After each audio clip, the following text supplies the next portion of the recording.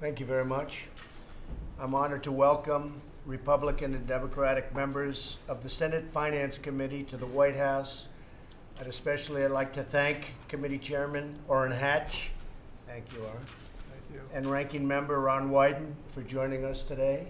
Thank you very much. Thank you, Ron. Thank you, President. We're here to discuss our plan to deliver historic tax cuts for American families, businesses, workers. It will be the largest tax cut in the history of our country. Here are some of the highlights from our framework. We are doubling the amount of income that is taxed at the zero bracket. In other words, the zero bracket, many people will be able to take advantage of that bracket that are not in that bracket.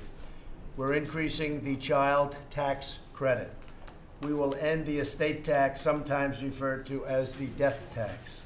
We will cut the business tax rate from the highest in the developed world at 35% to no more than 20%.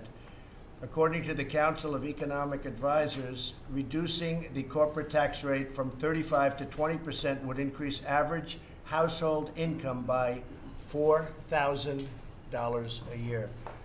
So each household, on average, would take in $4,000, and they'll go out and they'll spend that money, and that'll be great for the economy. We're cutting taxes on small businesses to the lowest rate in more than 80 years.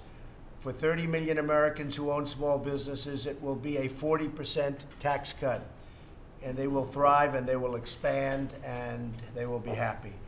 For at least the next 5 years, businesses and manufacturers will be able to expense the full value of new equipment in the year in which they buy it, something which nobody even thought in terms of, and something which will have, I think, one of the biggest impacts on our economy.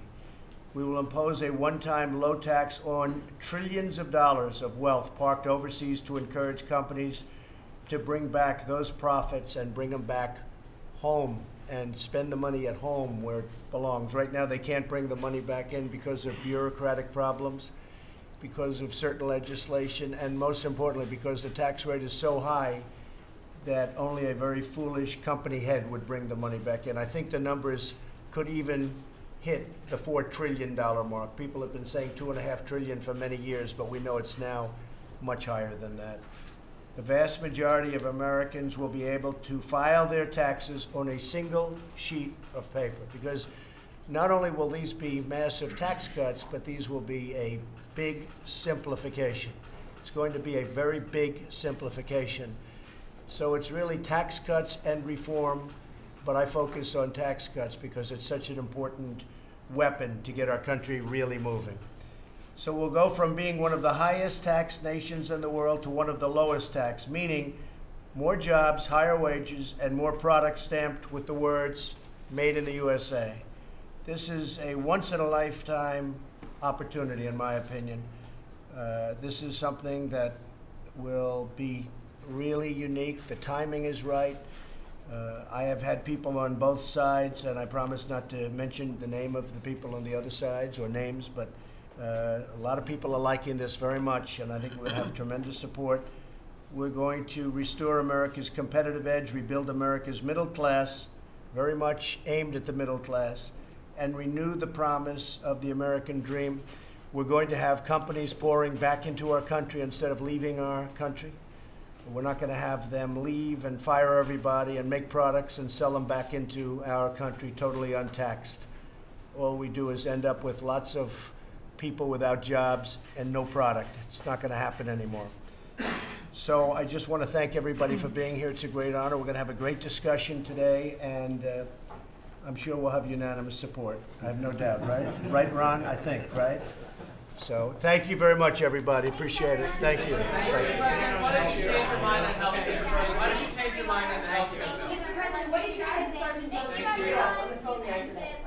Didn't say what that Congresswoman said. Didn't say it at all. She knows it, and she now is not saying it. I did not say what she said, and I'd like her to make the statement again, because I did not say what she said. I had a very nice conversation with the woman, with the wife, who sounded like a lovely woman, did not say what the Congresswoman said, and most people aren't too surprised to hear What that. is the proof, Mr. President? Let her make her statement again, and then you'll find She is out. saying that you said this. Okay, let her make her statement again, and then you'll find out. Why did you make it? Yeah, go ahead. Thank you.